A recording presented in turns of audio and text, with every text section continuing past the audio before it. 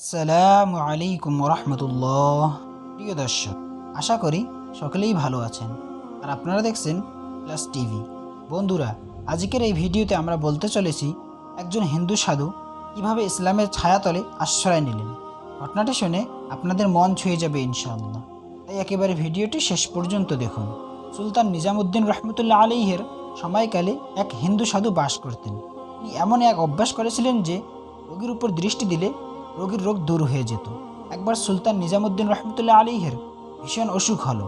তিনি মাঝে মাঝে অজ্ঞান হয়ে পড়তেন। জ্ঞান হওয়ার পর খাদেমগণ একবার আরজ করলেন, যদি অনুমতি দান করেন অমুক হিন্দু সাধুর কাছে আপনাকে নিয়ে যেতে চাই, সে দৃষ্টির মাধ্যমে রোগ দূর করে।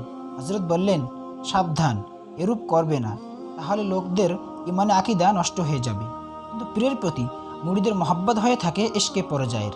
সুলতান নিজামুদ্দিন যখন আবার বেহুশ হয়ে পড়লেন, তখন মুরিদগণ এত পরেশান হয়ে পড়ল যে তার খাট উঠিয়ে সাধুর বাড়িতে নিয়ে গেল এবং ভাবলেন এটা হজরতের ইচ্ছার বিরুদ্ধে হওয়ায় ক্ষমা চেয়ে নেওয়া যাবে। সাধু দেখল এত বড় ব্যক্তি তার বাড়িতে এসেছে। সাধু তখনই সব কাজে ফেলে ছুটে গেল সুলতান নিজামুদ্দিন রহমতুল্লাহ আলাইহের খাটের কাছে এবং দৃষ্টি দিতেই এমনভাবে রোগ দূর হয়ে গেল যে সুলতান নিজামুদ্দিন একেবারে উঠে বসলেন। মনে হলো যেন তার কোনো রোগই ছিল না। তিনি দেখলেন যে এটা হিন্দু সাধুর বাড়ি। বুঝতে পারলেন এরা আমার কষ্ট সহ্য করতে না পেরে আমাকে এখানে নিয়ে এসেছে, তাই কাউকে কিছু বললেন না। তিনি সাধুকে জিজ্ঞেস করলেন, তোমার মধ্যে এ শক্তি কিসের প্রভাব সৃষ্টি হয়েছে? কোন আমলের মাধ্যমে এ যোগ্যতা অর্জন করেছো বলো দেখি। সাধু বলল, আমার মধ্যে শুধু একটি বস্তু আছে যা আমার ওস্তাদ আমাকে শিক্ষা দিয়েছিলেন, আর সেটা হলো তিনি বলেছিলেন সবসময় নফসের বিরুদ্ধে চলবে, অর্থাৎ তোমার মন যে কাজটি করতে চায় সে কাজটি করবে না, আর যে করতে না চায় সেই কাজটি করবে। এই একটি মাত্র অভ্যাসের কারণে আমার নফসের এমন এক শক্তির সৃষ্টি হয়েছে যার কারণে আমি তাসাররুফ করে রোগ দূর করে দিতে পারি।